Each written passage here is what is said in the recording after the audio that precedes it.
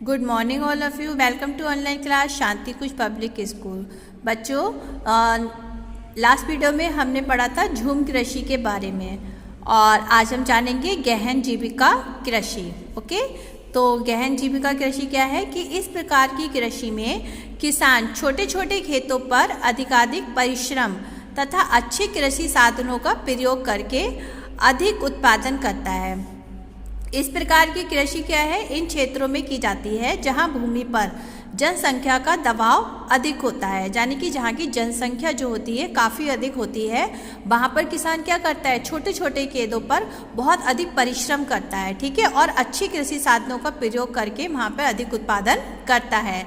तो खेती करने के लिए नई भूमियाँ उपलब्ध नहीं होती हैं, क्योंकि जब जनसंख्या का दबाव ज़्यादा होता है तो ज़मीन भाई छोटी पड़ जाती है, तो वहाँ पर जो है नई उपलब्धियाँ नहीं हो पाती हैं। तो श्रम गहन खेती है जहाँ अधिक उत्पादन के लिए अधिक मात्रा में जैव रासायनिक निवेशों और सिंचाई का प्रयोग किया जाता है।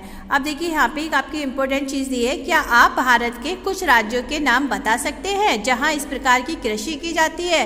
तो देखिए, सबसे पहला है आपका उत्तर प्रदेश में की जाती है गहन कृषि, दूसरा आपका बिहार, फिर आपका महाराष्ट्र, मध्य प्रदेश आदि। फिर है आपका गहन कृषि की कुछ समस्याएं भी हैं। क्या क्या है? पीढ़ी दर पीढ़ी भूमि के बंटवारे से भूमि का आकार जो है छोटा होता जाता है। अब मान लीजिए एक ही परिवार में काफ़ी सारे लोग हैं, ठीक है, अब उन सब परिवारों में मान लीजिए एक पर्सन है और उनकी 4 बच्चे हैं। अब उन पर्सन की जो है 10 बीघा ज़मीन है, उन्होंने उस पर खेती की, लेकिन अब कुछ समय बाद उनकी वही ज़मीन जो है 10 बीघा उनके चारों बेटों पर बट गई।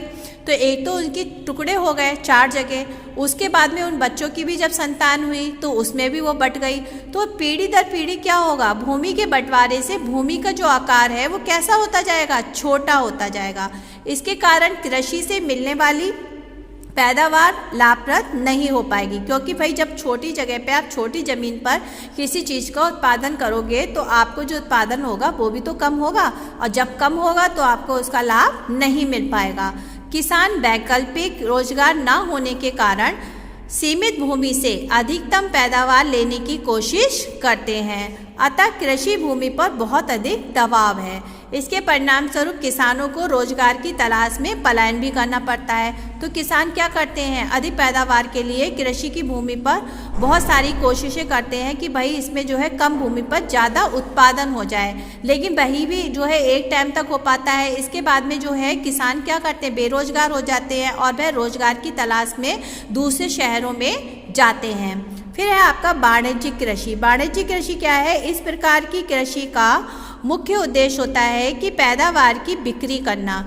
इस प्रकार की कृषि में कृषि के आधुनिक साजो सामान लगते हैं। तो वाणिज्यिक कृषि इस प्रकार की होती है जिसमें कि आपको इस प्रकार की खेती की जाती है कि उसमें जो भी उत्पादन होगा उसकी बिक्री की जाएगी, उसको बेचा जाएगा, ठीक है।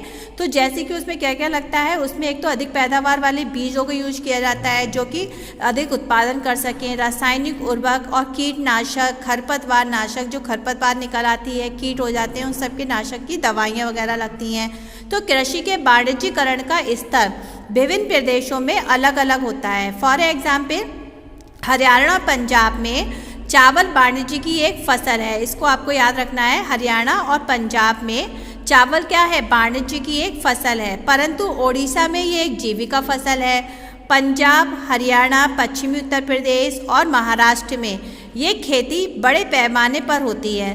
कुछ अन्य राज्य होते हैं जैसे कि आपके पश्चिम बंगाल है, तमिलनाडु है, बिहार आदि राज्यों में भी इस प्रकार की खेती की जाती है। कौन सी खेती की जाती है, वाणिज्य कृषि की जाती है। अब देखिए यहाँ पे आपके फिर है आपका रोपड़ कृषि। रोपड़ कृषि क्या होती है, रोपड़ कृषि जो है आपकी एक प्रकार की वाणिज्यिक खेती ही होती है। इस प्रकार की कृषि में किसी एक फसल को एक बड़े क्षेत्र में उपजाया जाता है, यानी कि किसी एक फसल को एक बहुत बड़ी ज़मीन में, ठीक है, बहुत बड़ी जगह पर यानी कि क्षेत्र में उपजाया जाता है। तो रोपड़ कृषि जो है आपकी उद्योग और कृषि के बीच एक अंतरापृष्ठ होती है। रोपड़ कृषि में बड़ी पूंजी और बहुत सारे कामगारों की आवश्यकता होती है, यानी कि बहुत अधिक मात्रा में पैसे लगते हैं और बहुत सारे काम करने वाले लोग भी लगते हैं। इस प्रकार की कृषि में प्राप्त जो भी ज़्यादातर उत्पादन होता है उसको उद्योग में कच्चे माल के रूप में प्रयोग किया जाता है। तो इस तरीके की इसमें अगर हम कहें तो भारत में चाय, कॉफ़ी, रबड़, गन्ना, केला इत्यादि महत्वपूर्ण रोपड़ फसलें हैं। इनको याद रखना है कि भाई रोपड़ फसलों में कौन कौन सी फसलें आती हैं आपकी, चाय आती है, कॉफ़ी, रबड़, गन्ना, केला, ठीक है। तो चाय का उत्पादन मुख्य रूप से कहाँ होता है, असम और उत्तरी बंगाल में। कहाँ होता है बच्चों चाय का उत्पादन मुख्य रूप से, असम और उत्तरी बंगाल में। इसी तरीके से कॉफ़ी का कर्नाटक में, केलों का उत्पादन बिहार व महाराष्ट्र में होता है, ठीक है। ये सारी चीज़ों को आपको याद भी करना है, अपनी कॉपी में लिखना भी है। केलों का उत्पादन कहाँ होता है, बिहार व महाराष्ट्र में होता है। रोपड़ कृषि में उत्पादन बिक्री के लिए होता है, इसीलिए इसके विकास में आपके परिवहन और संचार साधन से संबंधित उद्योग और बाजार महत्वपूर्ण भूमिका का निर्वहन करते हैं। अब देखिए आपको ये दिया है भारत के दक्षिणी भाग में केले की रोपण कृषि। तो इस तरीके से देखिए बहुत विस्तृत मात्रा में एक ही जो है कृषि की गई है। ऐसी तरीके से आपका ये है उत्तर पूर्व में बांस की कृषि की गई है। ये देखिए पिक्चर को मैं आपको जूम करके दिखाती हूँ। ये देखिए ये बांस की खेती की गई है, यानी कि कृषि की गई है। और ये है आपकी केले की है ना, बहुत सारे केलों की है।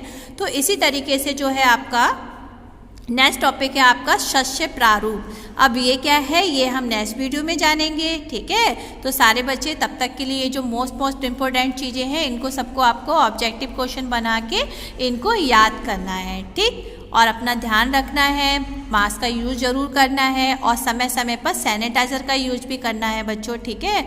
अपनी सेफ्टी खुद से रखनी है और कहीं बाहर ज़्यादा नहीं घूमने जाना है। चलिए फिर हम नेक्स्ट वीडियो में मिलते हैं, तब तक के लिए बाय बाय।